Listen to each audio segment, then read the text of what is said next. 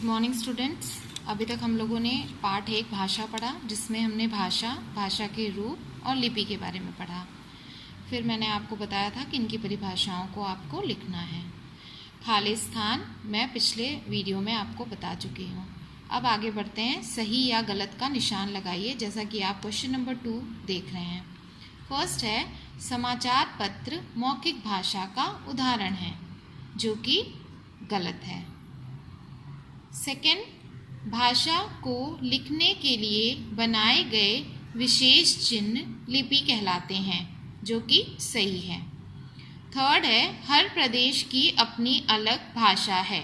ये भी सही है, क्योंकि हर प्रदेश में अलग अलग प्रकार की भाषाएं बोली जाती हैं। हर भाषा की लिपि एक ही होती है। ये गलत है, क्योंकि हर भाषा की लिपि जो है अलग अलग होती है।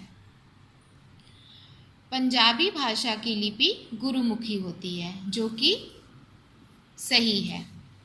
अब आगे बढ़ते हैं। थर्ड क्वेश्चन है, आपने अपने शहर के अलावा कौन कौन सी जगहें देखी हैं? उन जगहों के नाम और वहाँ की भाषा का नाम लिखिए।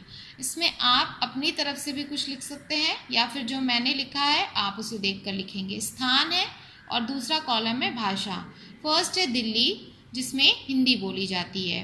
सेकंड है गुजरात, जिसमें गुजराती बोली जाती है। थर्ड है पंजाब, जिसमें पंजाबी बोली जाती है। बंगाल बंगाली, तमिलनाडु में तमिल।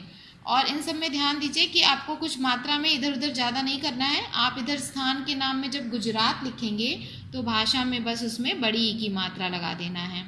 पंजाब में जब आप लिखेंगे तो पंजाबी में भी आपको बड़ी ई की मात्रा लगाना है। बंगाल बंगाली में भी बड़ी की मात्रा। तमिलनाडु तमिल में आपको सिर्फ तमिलनाडु का तमिल लिख देना है।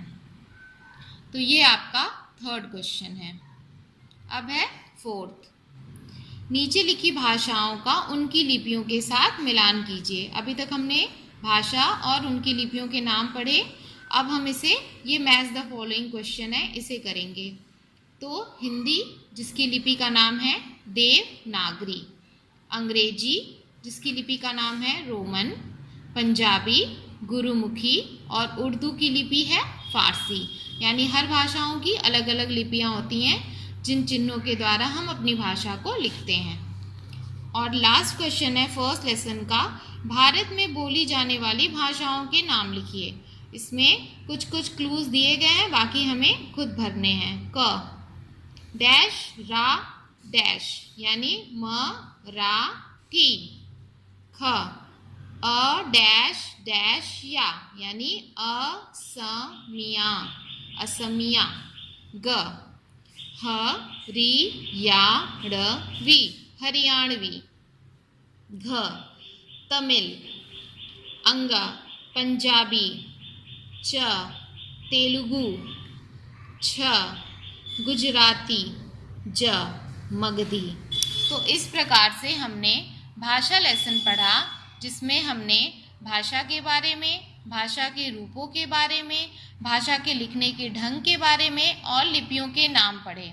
तो आप ये सारा एक्सरसाइज अपनी जिस भी कॉपी में आप लिख रहे हैं उसमें पूरा करेंगे, और हमारा चैप्टर 1 जो है वो पूरा हो गया है। इसे आप लिखने के बाद याद भी करेंगे। अब हम आते हैं हिंदी सेकेंड यानी पल्लव पे। तो आपका हिंदी सेकेंड का क्लास 3 का सबसे पहला लेसन है प्रार्थना। तो अभी मैं आपके सामने ये कविता की कुछ पंक्तियां पढ़ूंगी, और आप भी इसे बाद में पढ़ेंगे और याद करेंगे। तो फर्स्ट चैप्टर है प्रार्थना।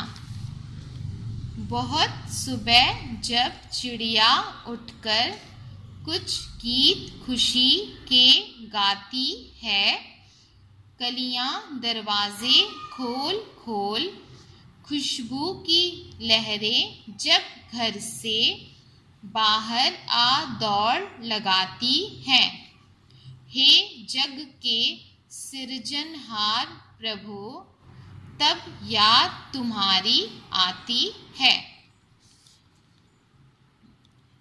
तो आपके सामने फर्स्ट पार्ट 1 प्रार्थना कविता की ये 7 लाइनें हैं जिसे आप हिंदी सेकंड के लिए अलग से नोट्स बनाएंगे किसी भी कॉपी में, और इन 7 लाइनों को आप अपनी उस कॉपी में लिखेंगे। इसके बाद मैं कल आपको बताऊंगी इस लेसन की कविता का अर्थ और बाकी एक्सरसाइज। तो सबसे पहले आप डालेंगे पाठ का नाम हिंदी सेकंड पार्ट 1 प्रार्थना, और उसके बाद ये कविता की लाइनों को आप लिखेंगे। बहुत सुबह जब चिड़िया उठकर कुछ गीत खुशी के गाती है, कलियां दरवाजे खोल खोल खुशबू की लहरें जब घर से बाहर आ दौड़ लगाती हैं, हे जग के सृजनहार प्रभु तब याद तुम्हारी आती है। तो इस कविता की आप इतनी पंक्तियाँ अपनी हिंदी सेकंड की कॉपी में फर्स्ट लेसन डालकर प्रार्थना, और इसको आप लिखेंगे। फिर मैं आपको नेक्स्ट वीडियो में आगे की पंक्तियों को पढ़ूंगी और इसका अर्थ बताऊंगी, और बाकी के एक्सरसाइज भी आपको मैं लिखवाऊंगी। Thank you.